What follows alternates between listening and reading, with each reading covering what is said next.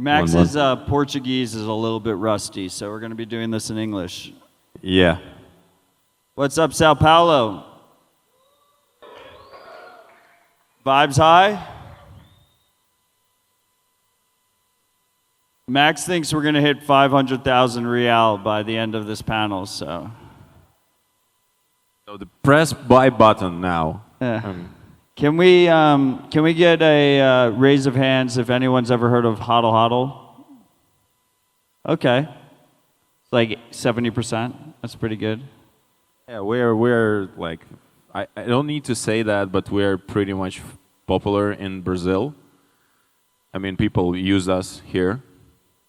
So it's one of the largest market, I think, for hodl hodl.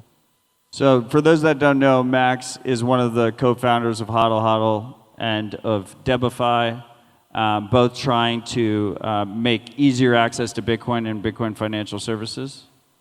Yeah, we are actually trying to make Bitcoin financial services available for most of the people in the world, but we're also trying to make it in a proper, like, ethical way. So it's always peer-to-peer, Bitcoin only, and non-custodial. I love it. Very pure. Of course, that's why you're an investor. There we go. Yeah, we can have a round of applause for that.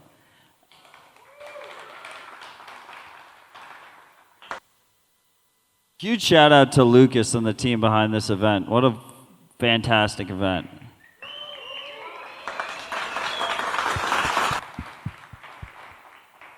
This is not your first time in Sao Paulo, right?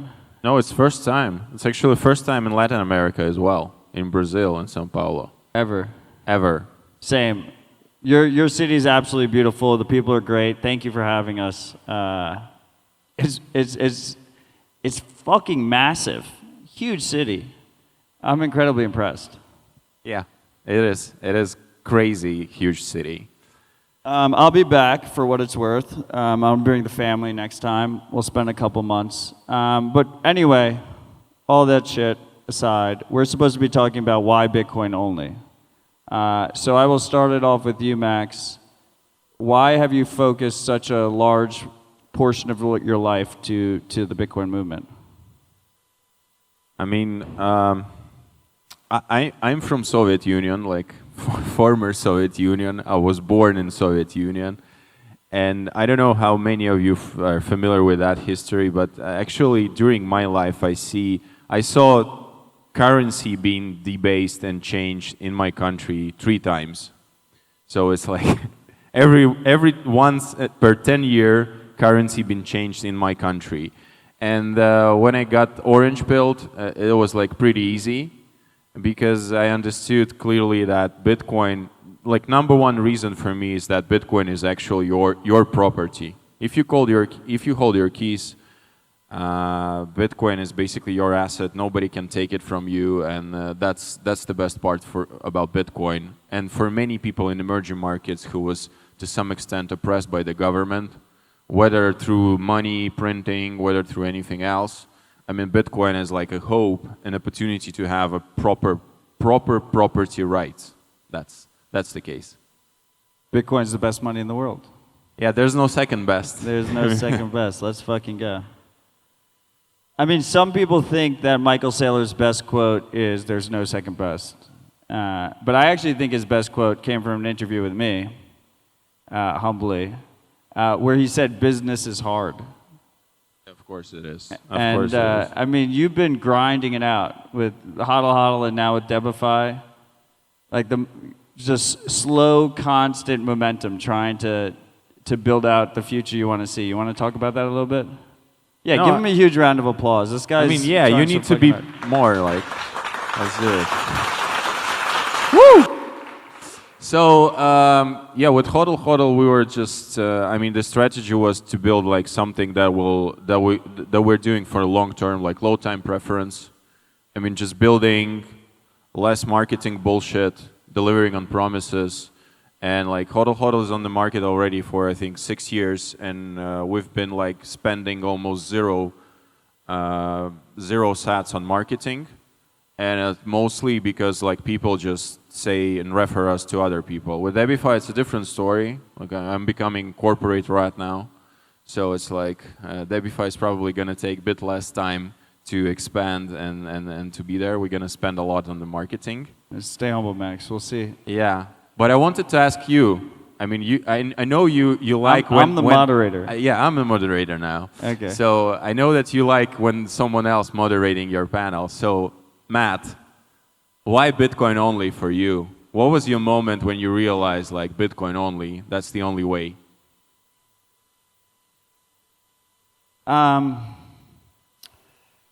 You know, I think time is very scarce. I think our time on this planet, we tend to think we have more of it, but it is ultimately the most limited thing that exists. It's the only thing that is more scarce than Bitcoin, for instance. And so you end up in this situation where you ask yourself, where do you focus your life? Where do you focus your valuable time and energy? And me personally, I was incredibly disenfranchised. I had very little hope. And to me, Bitcoin gave me hope. Bitcoin gave me a path to actually change the world for the better, and I got to meet a lot of fantastic people and passionate people that were similarly motivated. And I just couldn't stop, and I haven't stopped, and you just keep doing it. You just keep saying yes and pushing, you know? Yeah. I mean, that's one thing, but I have a question as well, a second question for you. Sorry, keep going, man. I'd rather be the guest. I mean, we've been discussing this yesterday with a bunch of Bitcoiners. You ever did any shitcoins? Like, make a confession. Did I ever have a what inflection point? Did you ever did any shitcoins? I mean, you bought... Oh, yeah, I lost some money on shitcoins, too. That teaches you a lesson. So you're not like virgin Bitcoiner? No, so what happened was I called Ethereum a scam, rightfully so, about 2 weeks before the ICO. And I was right, it is a scam. But I didn't realize, you know, how high it would go. Do you think there's any option? So my point is I played around with a little bullshit after that, and I lost a lot of money, not a decent amount of money. I lost a lot of Bitcoin. Let me put it that way. I lost a lot of Bitcoin. I also lost a lot of Bitcoin trading, right? Like BitMEX for a while. My relationship with BitMEX was I didn't know if you could withdraw from BitMEX. I would just deposit. I'd go up for a little bit, and then I'd lose everything, and then I would deposit more. So, like, stay humble, stack sats. I didn't, like, wake up one morning. I was like, oh, stay humble, stack sats. It's like I was humbled. You get humbled. Bitcoin, you're either humble or it humbles you. And I think for most people, it's usually the second. That's a legit answer. You go. Now it's my turn for a question? Yeah, of course. Max, do you think that the cycles are over and that we're about to enter a super cycle? Yeah, it's like super cycle, hyper-Bitcoinization, right? Hyper-Bitcoinization. Is hyper-Bitcoinization upon us? Probably, I would say. I'm a bit scared of that, to be honest. Why? I think a lot of Bitcoiners will become delusional when we hit a certain price level, and a lot of people mentally not prepared for what is coming. You can never be prepared for a bull cycle, though. Of course, but like I have a hope. I can believe in good stuff. You know, Fair you enough. cannot take it from me. And again, stay humble. I mean, a lot of people won't be humble anymore. I'm not. Raise your hand if you think that there will never be another bear market. Yeah, see, they're humble. Yeah, but the question is about the floor price. I mean, what will be the next bear market? What will be the floor price for the next bear market? Yeah, I mean, that's always the question. Like, how high do you go and then how low do you go? But there will be a bear market. I believe at some point there's going to be an 85% correction. Maybe. We'll see. But I think we're in hyper-Bitcoinization. I think this is what hyper-Bitcoinization looks like. So are we going to make any price prediction during this talk? Yeah, 500,000 real by the end of the panel. We have about 15 minutes. Are you buying, guys, or no? Like 500,000. Open HODL HODL on your phone. They won't make it in 15 minutes. Click Sorry, buy. it's like it's not that user friendly yet. It's so. not quick enough. Yeah. Fair enough. Well, we don't have to hit it so quickly, but that's the beauty of staying humble and stacking sats, right? It's a long-term game. As adoption happens, Yeah.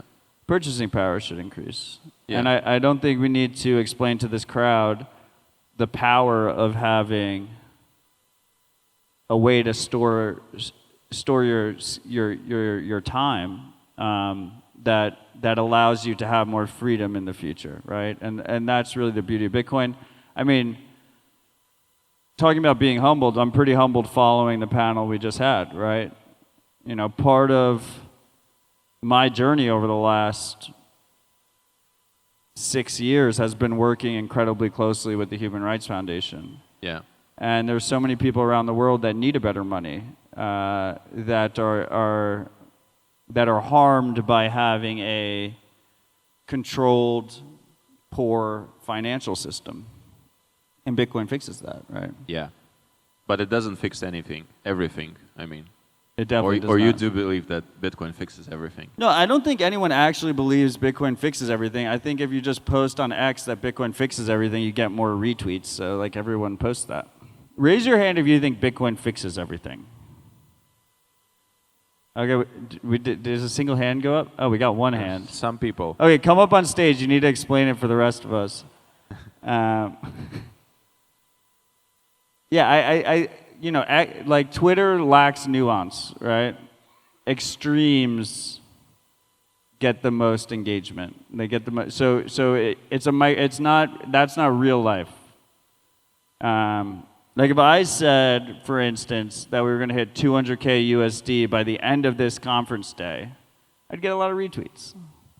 Of course, that's like But farming followers. There's no shot in hell that's going to happen. What else do I want to talk about with you?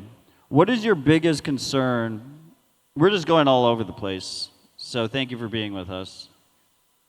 What is your biggest concern with Bitcoin over the next 5 years? I have a theory that there's going to be a next privacy war, where one part of the community will say, well, as long as the price is very high, we're happy to do all the KYC, all the mumbo jumbo that government requires, which is not necessarily bad. I mean, but there's another part of the community who will say, fuck it. I mean, I can say fuck it in here, right? I can. Okay. So You're going to get canceled from the radio. So there will be another part of community who will say, we want to have privacy. We want to do like non-KYC. We want to have coin joins. We want to have this and that. And eventually, like my biggest concern is that how we gonna end up in this situation, because I know a lot of very smart people, developers who are pro-privacy, and of course they care about price, but they also care about their privacy, freedom, etc., etc. They are anti-government, anti-establishment, and I'm just afraid that a bunch of good developers, a bunch of good builders will just leave the community for whatever reason. And that's my biggest concern. I mean, privacy war is something that I've been thinking about for the last couple years. I mean, I've been thinking about it for a while. I mean, you actually think that's going to happen? I mean, I thought at one point it was going to happen, but now it feels like Michael Saylor and Donald Trump are here to save us, and we might have passed that point. I don't know if that's. I mean, yeah, the mass adoption, like the corporate adoption, is great, and this is what I've been doing to some extent with what we're building. But there's still, like, if you look back at the roots, at the Bitcoin white paper, you will see that it's like peer-to-peer electronic cash system, I mean, between individuals, avoiding middlemen. And effectively, I see that a lot of Bitcoin companies and a lot of startups and a lot of entities that are going into space, they're trying to copy-paste the fiat world system, where you have this bullshit custodian stuff. And that's basically my goal with most of the projects that we've been doing. I mean, promote the non-custodial thing, because that's actually the only thing, I believe, It's not only it's not privacy. It's not because unfortunately at some point we will be forced to like abate to some extent. But what Bitcoin can fix, and that's a really realistical approach, is a non-custodial versus custodial setups in the fiat world. Because if we will build tools for banks and traditional finance companies to enter the market, but do it through non-custodial setups, then probably I would say we're very much successful, because then we're going to change the fiat system. Then we might avoid a lot of troubles where people were depositing the money into the banking system and losing because of the banks were mismanaged or because of something like that. And when you have this non-custodial setup, it's pretty much easy to avoid that. So that's the thing I've been like doing and building a lot. But again, I think like the privacy wars is coming upon us. I wouldn't be so optimistic as you. But when you say the wars, like, what do you mean by that? Like I'm actually, you guys aren't getting rid of me so quickly. I have another panel right after this about Bitcoin privacy. When you mean wars, do you mean like protocol wars, like forks? Yeah, might be. Yeah, there might be forks. I don't think that's gonna happen. Yeah, well. We have different opinion on that. I think it could happen. That's the most realistical threat at the moment for Bitcoin, I would say. Interesting. I mean, I think the lack of strong privacy guarantees is probably the most reasonable threat for Bitcoin. Because if you don't have privacy, you don't have freedom. Full stop. If someone can figure out all your transaction history and know how you spend, they can pressure you outside of Bitcoin to stop you from spending at will, right? And the whole point of Bitcoin is to save Bitcoin without permission and to spend Bitcoin without permission. That's how good money works. Hence, no privacy, no freedom, and I would say no freedom, no wealth. You can't be wealthy if you don't have freedom, because they can just take your fucking money from you. So it all connects to each other. So if what you care about is getting wealthy, you should also care about privacy. And you either figure that out ahead of time or you figure that out once the gun's to your head. With all that said, raise of hands. I'm just trying to figure out the audience here a little bit. Raise your hand if you got into Bitcoin in the last 2 years, if you're a new coiner, if you've just joined us, if you're relatively new. Okay, so we have a couple new coiners, but mostly a little bit more experienced folks here. Raise your hand if you've used Nostr. Awesome. It's like the whole crowd just raised their hand. We had the full audience just raise their hand. Max just recently got introduced to Nostr. I'm supposed to be talking about Bitcoin, but I just can't help myself. Let's Max, talk about Nostr. Why does Nostr interest you? Well, I have my bachelor degree in journalism. Okay. And for me, like freedom of information, freedom of flow of information is very crucial. Freedom of speech. And I think like Nostr is, I would say, probably our best hope and our best option for freedom of speech at the moment. But also, returning to Bitcoin, I think that Nostr actually is the Bitcoin killer app or killer offering, because with Nostr, you can actually orange pill easily a lot of people because you can zap. And I think that zapping in Nostr is a fucking amazing feature, because it's so easy for a person to get familiarized with Bitcoin through Nostr, with Lightning. Even furthermore, you get familiarized right away with Lightning, and then you probably will go lower to the rabbit hole, to the on-chain, to the layer 1. But I think that for me, Nostr is not only about freedom of speech, it's also about promoting Bitcoin easily across the people, because it's so easy and convenient for people to get onboarded both to the freedom of speech and freedom of money with Nostr. Damn right. Okay, guys, I'll give you a little tease that nobody knows. Is this live streamed? Awesome. This is just for you guys. 1031 is the largest investor in Strike, Bitcoin financial business. Raise your hand if you know Strike. Do you know Strike? Awesome. We're also the largest investor in Primal, which is a Nostr client. Do you know Primal? Okay. So Primal is one of the 40 apps you can use with Nostr. Nostr is not just Primal. Nostr is a massive interoperable open communication protocol, and Primal is just one small part. Primal uses Strike as the wallet provider, as the LSP. And some days we see the total number of payments that goes, Strike is available in 101 countries. Some days we see the total number of Lightning payments that go through Strike is up to 30% Primal, just Nostr, just people zapping each other. It's the largest Bitcoin circular economy in the world, and we're bootstrapping it with shitposts. So if you haven't used Nostr, I would implore you to check it out. You can download an app like Primal. You can download an app like Damus. There are many other apps that are available. Amethyst on Android is a very good app by Vitter. But basically, the central premise of it is the current internet. I had a very good friend that explained it this way. I thought it was a wonderful explanation. The current internet is basically just built on a foundation of handshakes between suits. And we can make an open internet that is verifiable, permissionless, and has Bitcoin incorporated into it, that has very good censorship guarantees. So it doesn't matter if your government theoretically tries to ban a social media app, they're not able to do it, and you're able to locally verify everything that happens and send Bitcoin super easy. I'm going to bring it back to Bitcoin. We have a little bit more time here, Max. By the way, thank you for joining me.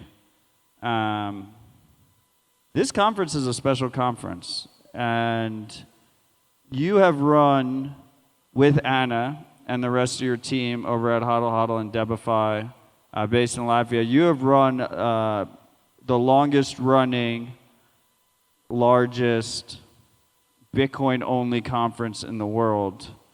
How does it make you feel being on the opposite side of the world and seeing basically like this same concept basically come to fruition?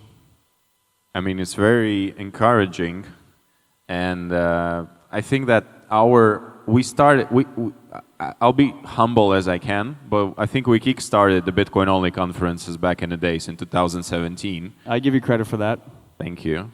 And I think it's I'm happy that's probably, if we even not going to do Baltic Honey Badger anymore, we already achieved our goal. There's so many Bitcoin-only conferences in the world at this point, and I think that was one of the main goals. It was to do a proper Bitcoin-only conference, but it was also to prove to people that you can actually do Bitcoin-only conference and be successful with that and achieve whatever you want to achieve. So that makes me really proud. I love it. We're wrapping up here. Max, why don't you give final thoughts to the crowd, and then I'll give final thoughts to the crowd. Okay, so the final thoughts should be why Bitcoin?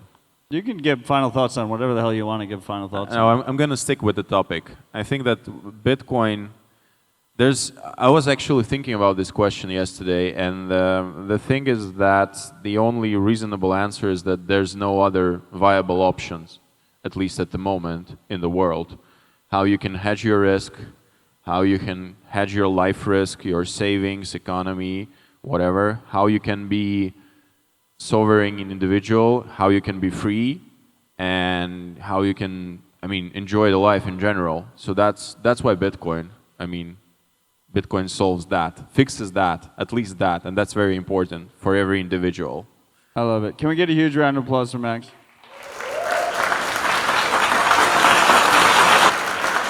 I would just say to you all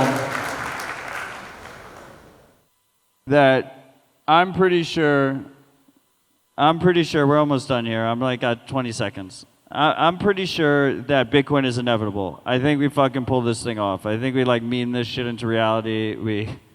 We just willed it into existence, and it's gonna happen. But I'm not positive that at scale, a large percentage of people use Bitcoin as freedom money, that are able to use it without permission, that they're able to save without permission, that they're able to spend without permission. I think our current trajectory results in 90% of people using it in a surveilled and controlled way. So what I have to say to you guys is, Every little bit helps. Every individual that realizes that this can be a concern, that realizes the necessity of freedom money, the necessity of people to have a money that is not controlled, that you can spend without asking someone else if you can do that, if you can save without asking someone else to do that, it makes a difference. And I want to see that number increase. I want to see us at scale. I want to see 40% of the world, 50% of the world, 60% of the world using Bitcoin as freedom money. And I think each and every one of you can help make that possible. So please, consider contributing. And I want to thank you all. I want to thank the great organizers of this conference. Let's fucking do this thing. Cheers.